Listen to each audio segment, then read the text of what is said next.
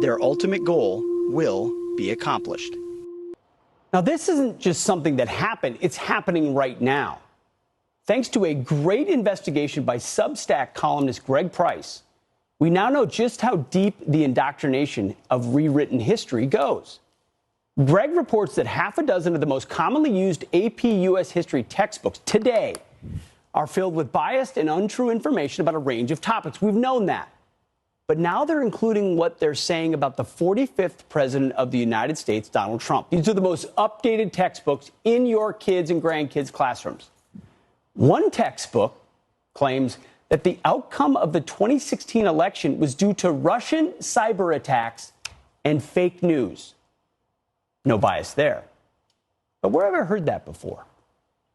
The president is a Russian operative. This cloud about collusion with Russia will hang over him no matter where he stands. It does look like he's listening to Putin more than he is American intelligence. We're about to find out if the new president of our country is going to do what Russia wants. The presidency is effectively a Russian op. So these are history courses and textbooks for our best and brightest public school high schoolers. And they're being fed MSNBC propaganda as fact? These textbooks are quick to criticize Trump's election, but fail to mention the Steele dossier, FISA warrants, or, of course, Hillary's email server being bleach-bitted. And it's not just 2016. Trump's entire presidency is looked at through, you might say, a crooked lens. Everything from the origins of COVID to Trump being responsible for hurricanes. You name it, and these AP history books flat out lie about it. When it comes to COVID, the textbooks basically spout out more Tony Fauci talking points. Here's one of them saying on COVID, originated in animals, probably bats, before crossing into humans at an unsanitary wet market in Wuhan City. Remember, when your kids read your textbook, they believe that was the history, which we all know now is untrue because even the FBI admits COVID most likely leaked from a lab. But these authors won't let the truth get in the way of slamming Trump. And my personal favorite little nugget, did you know Donald Trump was personally responsible for the weather back in 2017? Well, now your kids do. The textbook says, the very heavens seemed to mirror the nation's tumult in 2017 as epic hurricanes blasted Puerto Rico, Florida, and the Gulf Coast. The Trump administration gave a welcoming embrace to climate skeptics. The left loves to decry book banning and how Republicans don't want your kids to read Scooby-Doo. It's all projection. They're the ones actually rewriting history. We better protect our kids from this indoctrination before it's too late. Greg Price joins us now. He did the study into the textbooks. Greg, thanks for being here.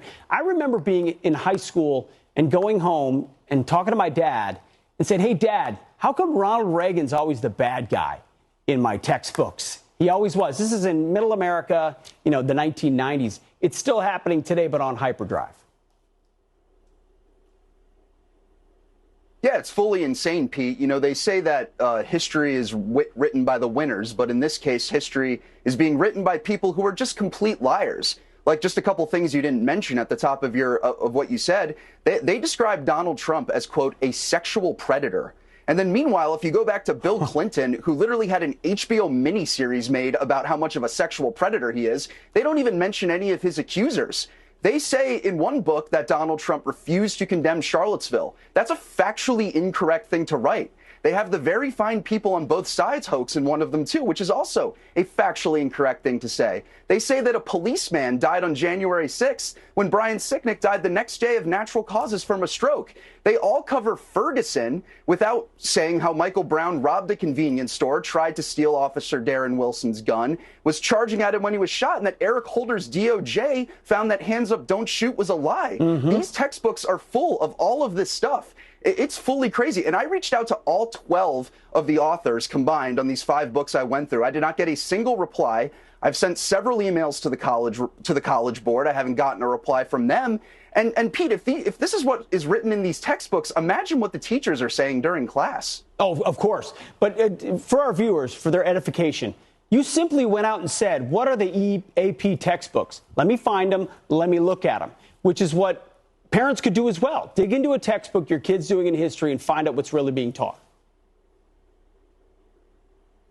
Yeah, absolutely. Every parent needs to do this. Like, I only looked at 5 textbooks that are specifically used in AP US history classes on the College Board's list of certified textbooks.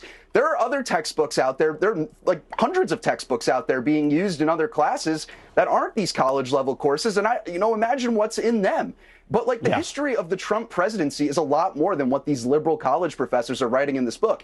As you said, they don't mention the Steele dossier, how Hillary Clinton's campaign paid for all this false information about Donald Trump connecting him to Russia. They don't mention that his campaign was spied on. You think that's not an important aspect of the Trump presidency? Of course it is. They don't mention the Strzok Page texts, where these FBI officials were plotting to basically remove him from power. Like, these are all really important stories that were not beneficial to the liberal media's narrative, that these liberal college professors have not included in their stories of the Trump presidency. And it's disgraceful.